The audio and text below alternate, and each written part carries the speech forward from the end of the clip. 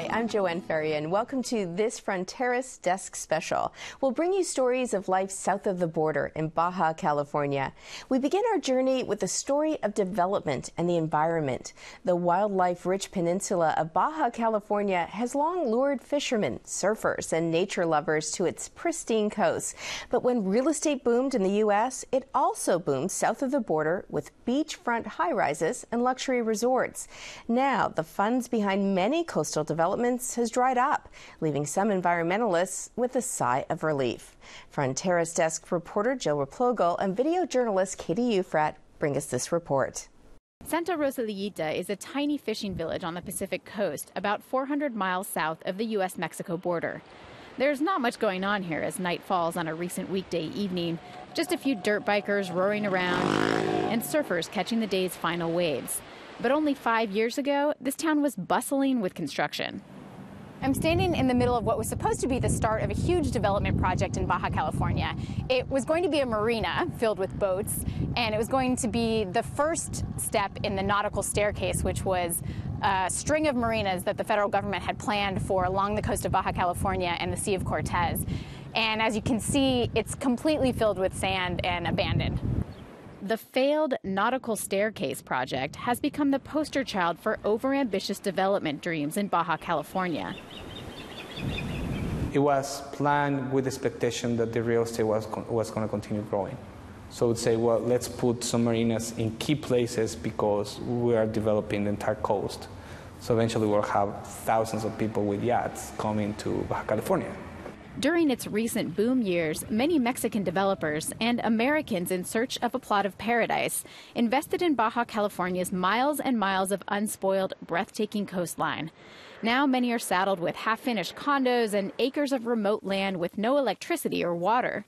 But some people aren't all that upset about the development freeze. Definitely, obviously, the downturn in the economy has been a positive boon for the Baja natural resources. When the Baja boom was happening, literally it seemed like conservationists were fighting all kinds of projects, from a plethora of liquefied natural gas terminal proposals, from marina development projects, from high-rise development projects and mega resorts. A lot of that has come to a halt, and thanks to the slowdown, Wild Coast and other conservation groups have been able to buy up discounted coastal land from speculators who once hoped to make a fortune selling beachfront real estate. They're establishing conservation easements on private land, and they're working with the Mexican government to form new protected areas. So in places like San Ignacio Lagoon, Magdalena Bay, the corridor between Loreto and La Paz, and then the Central Pacific coast, we've been able to really proactively preserve a lot of world-class coastal biodiversity areas. There are areas where gray whales go and where you see whale sharks, real world-class, Africa-style wildlife destinations. So that's really exciting. About 4 hours north of Santa Rosalita is San Quintin Bay. It's an internationally recognized wetlands area. Tens of thousands of migratory water birds winter here. And clams and oysters are abundant. It's one of the last wetlands in North America with, I would say, 80–90% of the habitat is still in good shape. The local government hoped this fragile bay would also house a marina and become a step on the nautical staircase. A mega resort and golf course were also on the drawing board. But now the Mexican conservation group Terra Peninsular is coordinating with the government to establish a federal biosphere reserve on nearly 300,000 acres here. It's also working with local farmers to establish land use plans and sustainable agricultural practices. Of course, development brought much-needed money into this region, and with that money gone, conservationists are hurting too. I mean, nonprofits too depend on donations. It depends on grants to be able to do their work. When the development pressures go down, the money for conservation also goes down. Back in Santa Rosalita, locals say the jobs and income promised by the marina could have been good for the town. Even though it's not likely to ever be operational, the marina project did bring electricity and a paved road. Oh, and a few surfing tourists. The marina breakwall created a nice new wave.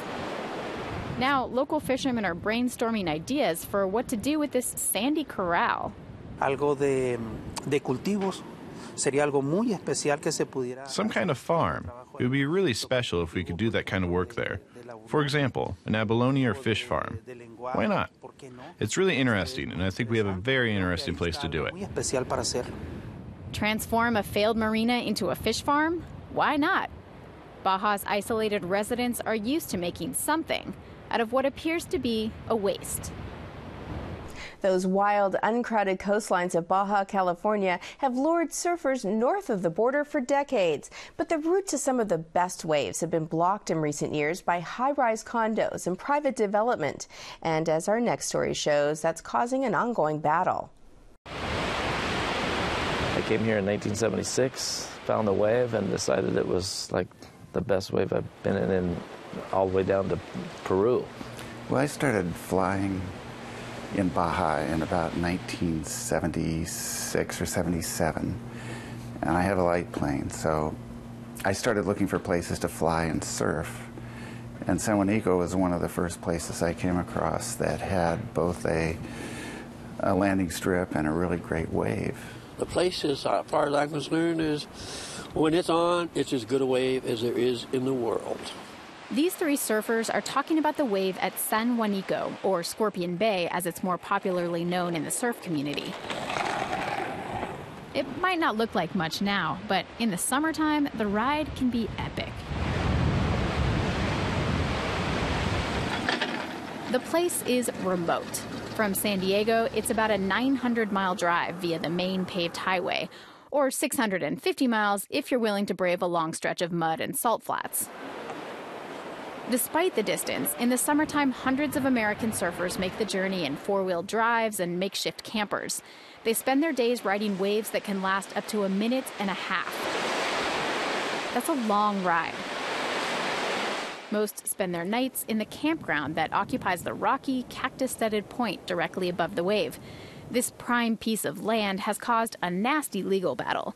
It demonstrates the passion and sense of possession surfers feel for their waves.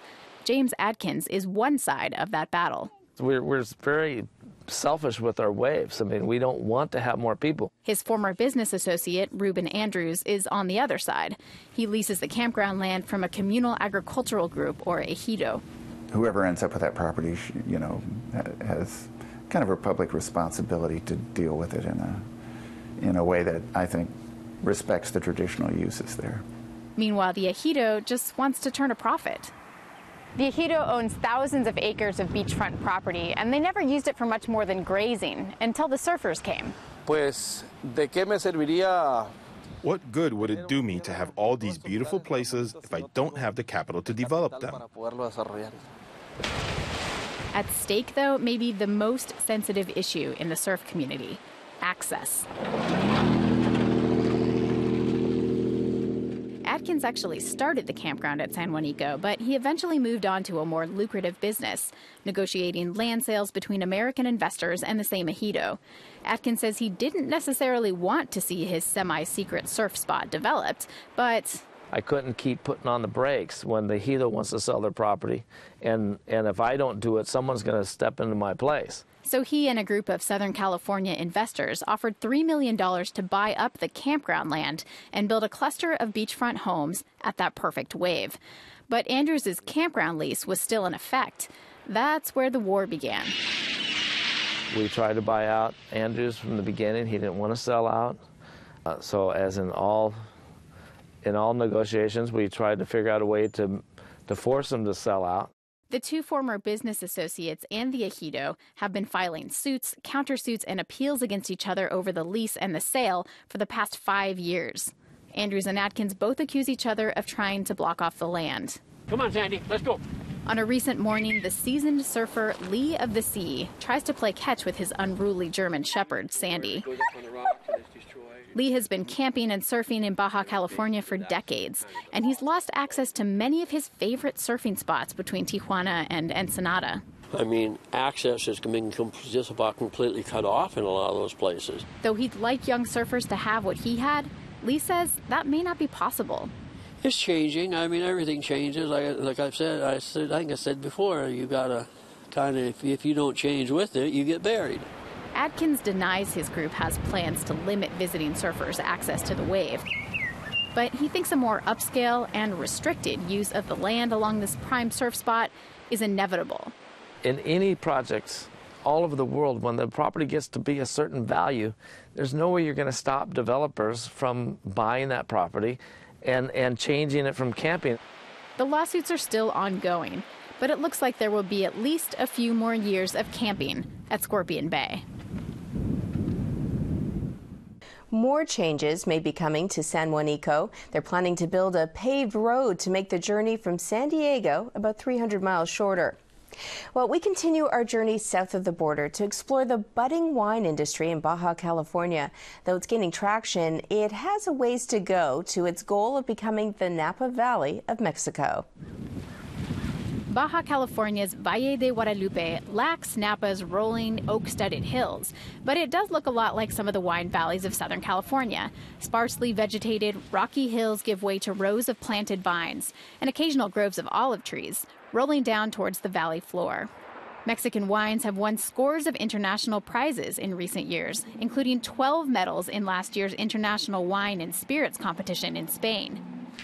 The vast majority of the country's wine is produced in the valleys around Ensenada. In the early 80s, there were just 4 wineries in this valley, and now there are more than 60, and hotels and restaurants are popping up all the time. Still, it's not exactly easy to find your way around Baja's wine region. Signage is vague, and most roads off the main drag are unpaved and pocked with potholes and mud puddles.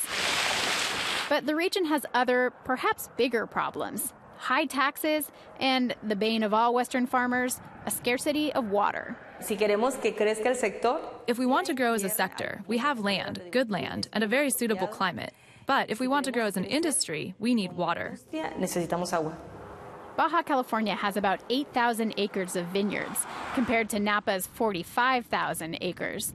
While there simply isn't as much suitable land for growing grapes in Baja, there is a lot more that could be planted. The problem is, the growing city of Ensenada sucks up a lot of the region's water. In addition, salt buildup is a problem in the lower parts of the wine valleys. La napa freática, que es el manto acuífero, cuando llueve mucho. Victor Manuel Torres Alegre explains that when it rains, water picks up salt from the soil and carries it to the lower parts of the valley. When it dries up, the salt stays in the topsoil. Entonces baja el agua, pero arriba hay una capa de sal. Salty soil can damage grapevines and decrease crop yields. Plus, some Baja wines have a reputation of tasting a little salty. And then there are the taxes. A little less than half the price of the wine goes toward paying taxes. So that makes our wine a little more expensive compared with many other wines. Currently, the tax on wine in the state of Baja California is 41%. It was set to jump to 45.5% in February, but the governor signed a last-minute decree that postponed the tax on local producers for a year. In comparison, in San Diego, the approximate tax on a $25 bottle of California wine is less than 10%. Alberta Ceja Medina runs the Cheque winery along with her husband. She's also the president of Baja's Grape Producers Guild. Ceja is realistic about the possibility of getting taxes reduced for the industry, but she says there are other ways the government could help. In the history of Mexico, a tax has never been removed. We're business people. We know we have to pay taxes. Right now, we're fighting for a simplification of the administrative requirements to start. Then, if they can't get the taxes lowered, she says, maybe they can get the government to give some of those taxes back, for example, in the form of credit to producers.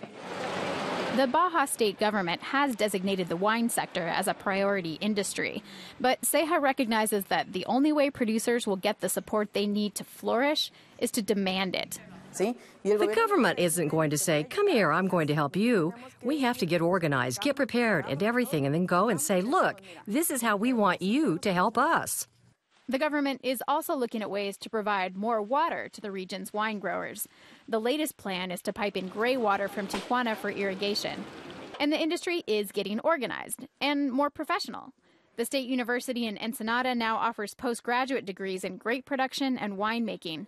Manuel Victor Torres Alegre, who has a doctorate in winemaking from the University of Bordeaux, teaches at the school. Still, according to Ceja, the head of the Producers Guild, only about 30% of the wine consumed in Mexico is produced in Mexico. That means there's a lot of room for growth. If we don't cover it, another country's going to cover it, or another state, another region. So the market is there. We're the ones who have to get moving, the state, academia, and the business people. If they can do it, Ensenada could just be the next Napa, albeit on a smaller scale, and that could bring benefits to all of its residents. Just south of San Diego, hundreds of children whose parents have died or abandoned them live in group homes. In one such home is a young woman whose tale of wanting a better life in America has an unusual twist.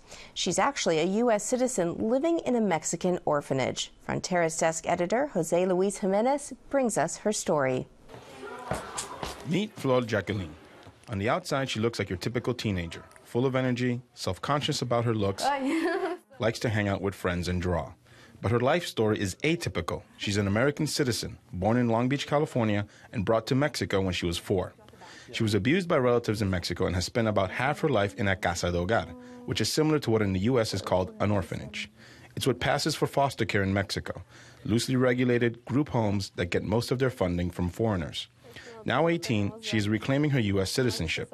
Her ultimate goal is to go to college in the U.S. and work with animals. Because I see that there are many more opportunities over there to get ahead, because here it seems like life is much more difficult. Flor's case is unique. Maria Dolores Párez Pombo has studied immigration and orphans at Tijuana's College of the Northern Border. What is rare to see are kids who are U.S. citizens living in an orphanage or in Mexico by themselves, because someone from the U.S. will usually claim them.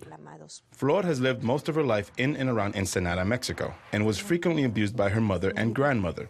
She said her love for animals came because she viewed them as a refuge. She could talk to dogs and cats, and they would not yell back. At age 8, neighbors called the authorities when they heard disturbance at Flor's house. They found her bleeding, and she was taken to a hospital for treatment. She was removed from her family and taken to the first Casa de Hogar. Attempts at reunification with her family failed, so she was placed in a second home and later a third, which she escaped from. Flor seemed destined for a tough life on the streets. One of her friends got pregnant when she was 15. But at an age when most people heading down the wrong path don't turn around, Flor changed. More than anything, I saw my family and how they were, and I said, oh no, I don't want to be like them. And it was that, more than anything, that inspired me to change. At age 16 and still a ward of the state, Flor was placed in Rancho El Faro, where she still lives. The orphanage is in the Valle de Guadalupe, surrounded by vineyards and olive trees. Rancho means ranch in English, and that is how this group home is run. They raise animals and crops to eat. They wash their clothes the old-fashioned way. The new kitchen under construction will burn wood because it's cheaper than buying propane. About 35 orphans live here. The majority are teenage girls.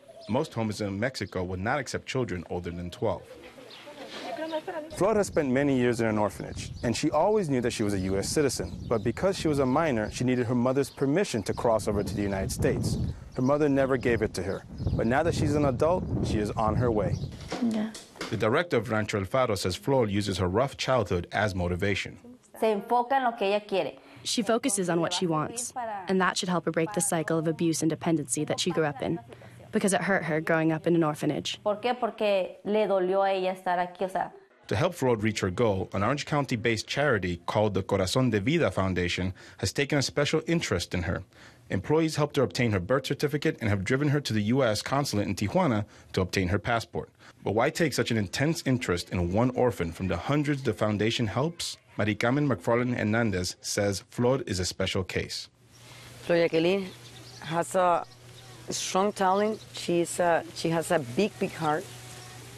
And she knows exactly that she wants in the life. The foundation wants to do more than help Flor claim her citizenship. The plan is to have her spend the summer in the United States learning English and then attend college in the U.S. in 2013, after graduating from high school in Mexico, where she gets good grades. Flor's goals go beyond school. She wants to help her family despite the challenges that poses. Flor wants to reunite with her mother and support her siblings, 3 brothers and a little sister who all live in Mexico. Despite growing up in an extremely dysfunctional family, she feels an obligation to be there for them.